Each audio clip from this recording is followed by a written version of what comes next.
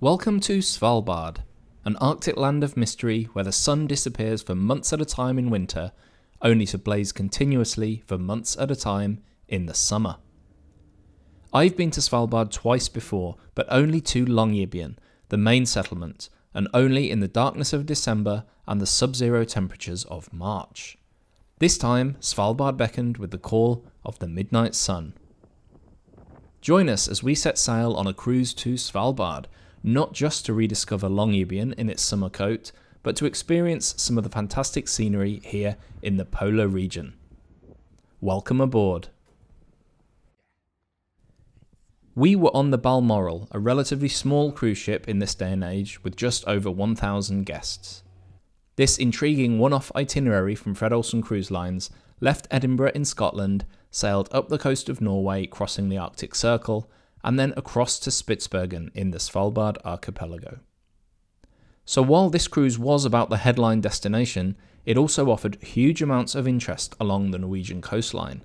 The Balmoral's small size meant there was plenty of scenic cruising on the itinerary, which meant that 6 sea days did not feel like 6 sea days. The cruise began from Rosyth, so we spent the night before departure exploring the nearby city of Edinburgh, especially the historic Royal Mile. After a taxi ride across the bridge to Rosyth, check-in was quick and easy and we were on board in a flash. After leaving Rosyth, we passed under the famous Forth Rail Bridge.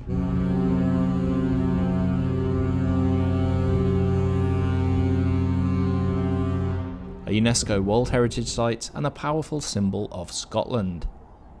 Now it was time to explore the ship. I have a full ship tour video of the Balmoral coming very soon.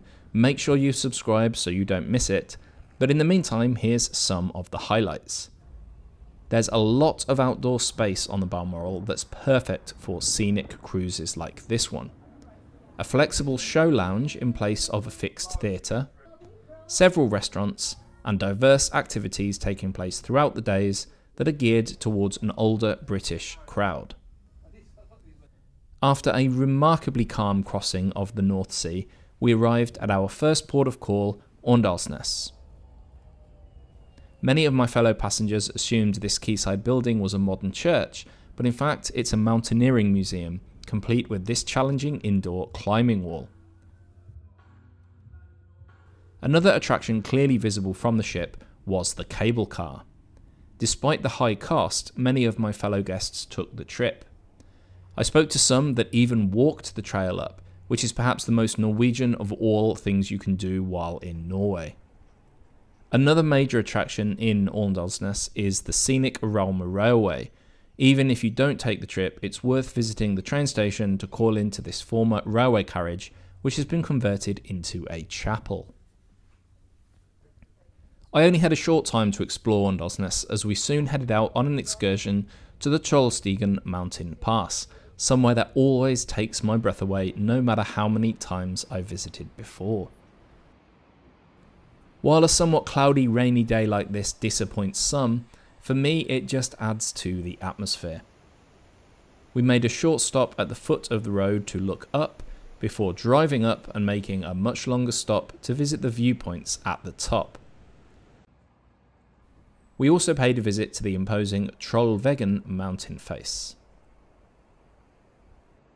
Another sea day followed, but it was full of scenic cruising, including a sail by Røvik early in the morning, followed by a visit to Torghatten, the mountain with the hole, before we crossed the Arctic Circle. Most cruise ships heading north are many miles offshore, so being on a smaller ship made all the difference here. That was even more true the following day, another sea day, as we reached the Lofoten and Vesterålen Islands. The observatory lounge was a popular place to be throughout the day, as were the outside decks, as people enjoyed the scenery or kept an eye out for the wildlife.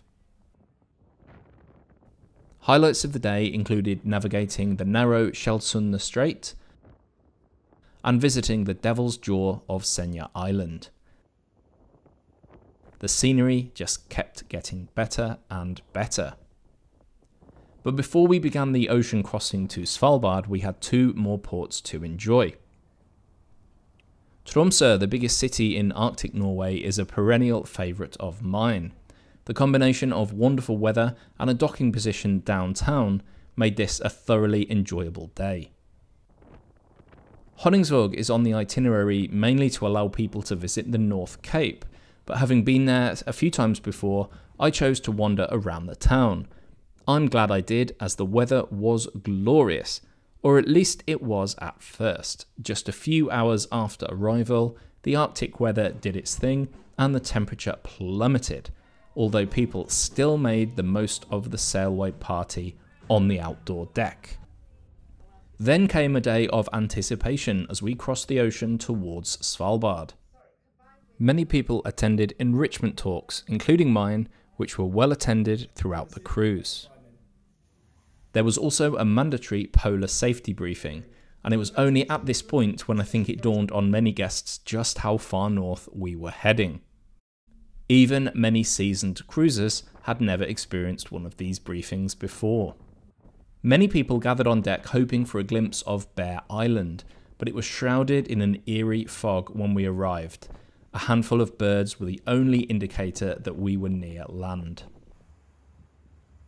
But the following morning the fog had cleared as we made it to Svalbard for our first glimpse of Spitsbergen Island. Many of my fellow guests were totally mesmerised by the fascinating geology and wildlife on show as we sailed along the Isfjord. While I didn't get any great wildlife shots myself, you can just about see a pod of beluga whales over by the shoreline here.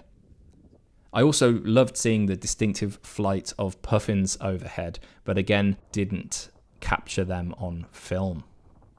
On our way to the scenic cruising spots, we passed by Pyramiden, a former Russian mining town, now all but abandoned. Then it was time to don the sunglasses as we arrived at the spectacular glacier Nordenskjoldbreen.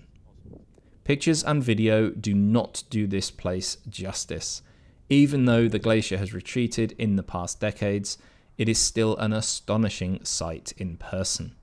We got a lot closer than I'd expected, and the captain turned the vessel around so that everyone got a chance for a great view no matter where they were located on the ship. But that wasn't the end of the scenic cruising. An hour or so later we arrived at Templefjord for another impressive glacier view. Soon it was time to leave the ship once again as we arrived in Longyearbyen. Although less than 2,500 people live here, the town initially feels much bigger because it has to have everything a remote community needs, from a power station and an airport to the shops and services you'd expect to find in a much bigger city. Having only seen Longyearbyen with snow on the ground before, it was quite a shock to see mostly bare rock and a river I'd never seen before. There were plenty of clues as to the kind of place we were in, including the functional nature of the buildings, pipework above ground, the glacier at the end of the town, and the huge number of snowmobiles scattered around the town waiting for the turn of the season. The town is also home to the world's northernmost, well, pretty much everything. The northernmost hospital, gas station, Mexican food truck, and brewery are all here, amid many other things. We took the opportunity to sample some local food off the ship, enjoying this reindeer pizza and local beers in one of the pubs. Unusually for a cruise, there was no need to watch the clock as we were actually overnighting in Longyearbyen. Many guests stayed up late on the ship or even in the town in the hopes of seeing the midnight sun, but unfortunately it was hidden a little by a cloudy sky as the clock ticked over to midnight. Nevertheless, everyone on board got at least a little idea of what it must be like to live through 24-hour sunlight for a few months. The following day, the weather took a turn for the worse, but that didn't stop us heading back into Longyearbyen.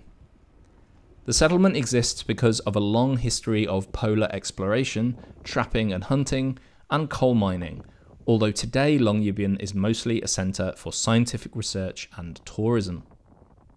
That diverse history is remembered at the Svalbard Museum, which features exhibitions about the settlement story and the wildlife of Svalbard. There's also archive editions of the local newspaper, which I loved looking through. After the museum, we called into the Husky Cafe, a wonderful new addition to Longyearbyen that provides home to retired Huskies. Despite the poor weather, we continued on looking for souvenirs. There's a good range of stores in Longyearbyen, in particular sports gear and outdoor clothing, and work from local artists. I do have to say that I did speak to some people who found Longyearbyen boring. Personally, I find seeing how people have survived and thrived in a place such as this, 78 degrees north, utterly fascinating. But it does highlight the importance of knowing exactly where you're going on a cruise. Some of that disappointment may have been because we did not see a polar bear during the scenic cruising, but that was always going to be an unlikely bonus. And with that, it was time to leave Svalbard. As the pilot left us to it, I couldn't help thinking that after the spectacular scenery we'd witnessed, it was going to be a boring few days heading back south. I was wrong. Our next stop was Sortland, not exactly big on the tourist trail, but stopping in Sortland did enable us to take a bus tour to Nyksund, a tiny fishing village that's been abandoned 3 times in its history. Despite the challenges of living in such a remote, exposed part of Norway, Nyksund attracted keen fishermen and at one point was home to 800 people. After the last abandonment in the 1970s, it seemed as though Nyksund would be closed forever. But today, Nyksund is a community once again, with art galleries, a second-hand store, a church, accommodation, and places to eat. We left Sortland in fantastic weather, which continued for most of the following sea day.